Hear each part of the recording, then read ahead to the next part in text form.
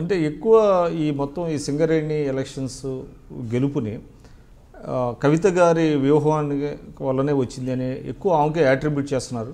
ఏంటి ఆమె రోల్ ఏంటంటే? డెఫినెట్గా ఆమె ఈ సంఘానికి ప్రస్తుతం గౌరవ అధ్యక్షురాలిగా ఉన్నారు. ఎవరైతే గౌరవ అధ్యక్షురాలిగా ఉంటారో వాళ్ళు డెఫినెట్గా ఆ పాత్రలో రాజకీయంగా ఆ సంఘానికి సంబంధించినటువంటి ఒక డైరెక్షన్ ఇవ్వటం, వాళ్ళకి ఏ విధంగా ముందుకు పోవాలి, ఏ విధంగా చేయటం అనేటువంటిది ఆ సంఘానికి సంబంధించినటువంటి అధ్యక్షులు, ఉపాధ్యక్షులు, మిగిలిన వాళ్ళందరినీ కోఆర్డినేట్ చేయటం, ఎవరిని అపాయింట్ చేయటం, అవన్నీ కూడా వారే చేస్తుంటారు. కాబట్టి డెఫినెట్గా వాళ్ళకి ప్రధానమైనటువంటి భూమిక ఉంటుంది. ఎంపీ కవిత గారు మొదటి నుంచి ఈ సంఘంతోనే అటాచ్ అయ్యి ఉన్నటువంటి వ్యక్తి. వారికి కంప్లీట్గా మొత్తం సింగరేణి ఏరియాలో ఉన్నటువంటి కార్మిక నాయకులందరితో కూడా సత్సంబంధాలు ఉన్నాయి. కాబట్టి ఆ యాక్టివిటీ ఈ బొగ్గుగని కార్మిక సంఘానికి ఆ డివిజన్కి సంబంధించినంత వరకు వారే మొదటి నుంచి మానిటర్ చేస్తున్నారు, చూస్తున్నారు. కాబట్టి కవిత గారే ప్రధానమైనటువంటి పాత్ర పోషించారు.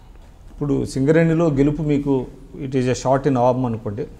But at the same time ఈ Kaleshwaram project national green tribunal వల్ల ఆగిపోవడం అనేటువంటిది అది ఒక సెట్ బ్యాక్గా అనుకోవచ్చా?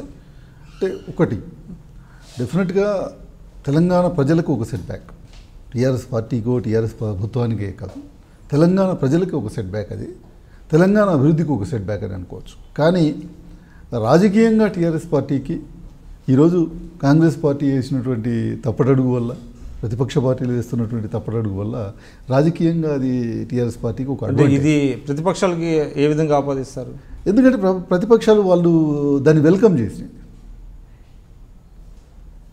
రావటాన్ని వెల్కమ్ చేసినాయి.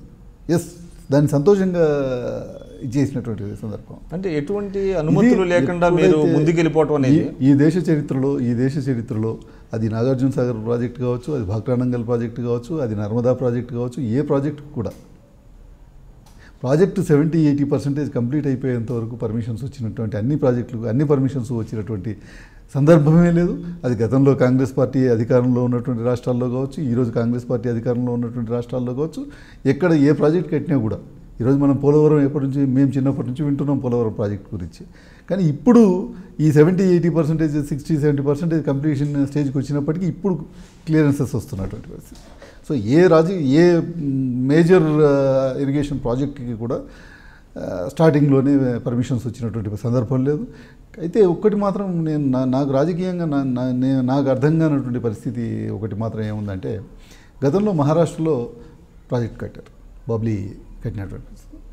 బాబ్లీ కట్టేటువంటి సందర్భంలో బాబ్లీ పైన కూడా అనేక వందల ప్రాజెక్టులు వాళ్ళు చిన్న ప్రాజెక్ట్స్ కట్టుకుంటూ పోయారు. ఎప్పుడు కూడా అక్కడున్న రాజకీయ పార్టీలు ఏవి కూడా, అది కాంగ్రెస్ పార్టీ ప్రతిపక్షాలు అంటారా, అక్కడ కాంగ్రెస్ పార్టీ అధికారంలో ఉంది ఆ రోజు ఇవన్నీ కట్టేటువంటి సందర్భంలో, ఇక్కడ కాంగ్రెస్ పార్టీ అధికారంలో ఉంది. ఇక్కడ ఉన్నటువంటి కాంగ్రెస్ పార్టీ నాయకులు దాన్ని ఎదుర్కొనేటువంటి ప్రయత్నం కొంత ఈ ప్రాంతానికి సంబంధించిన వాళ్ళు ఏదైనా అది ఆపాలనేటువంటి ప్రయత్నం చేసింది. కానీ అక్కడ ఉన్నటువంటి కాంగ్రెస్ పార్టీకి, అక్కడ ఉన్నటువంటి బీజేపీ కానీ, అక్కడ ఉన్నటువంటి శివసేన కానీ, అక్కడ ఉన్నటువంటి ఇతర రాజకీయ పార్టీలు కానీ దాన్ని అడ్డుకోవాలనే ప్రయత్నం చేయలేదు, దాన్ని ఆపాలనే ప్రయత్నం చేయలేదు. రాష్ట్ర ప్రయోజనాల కోసం, రాష్ట్ర ప్రజల యొక్క ప్రయోజనాలనే వాళ్ళు దృష్టిలో పెట్టుకుని చేసినారు తప్పితే ఇది ఏ విధంగా నేను ఇది ఆపాలనేటువంటి ప్రయత్నం ఒక్కరోజు కూడా వాళ్ళు చేయలేదు.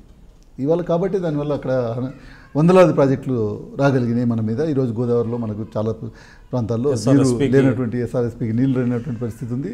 గోదావరి పరివాహక ప్రాంతానికి ఈరోజు నీళ్ళు లేనటువంటి పరిస్థితి. మనం కృష్ణా బేసిన్కి వచ్చినట్టయితే కృష్ణా బేసిన్లో కూడా అదే పరిస్థితి ఉంది. ఆల్మట్టి ప్రాజెక్ట్ కట్టారు వాళ్ళు.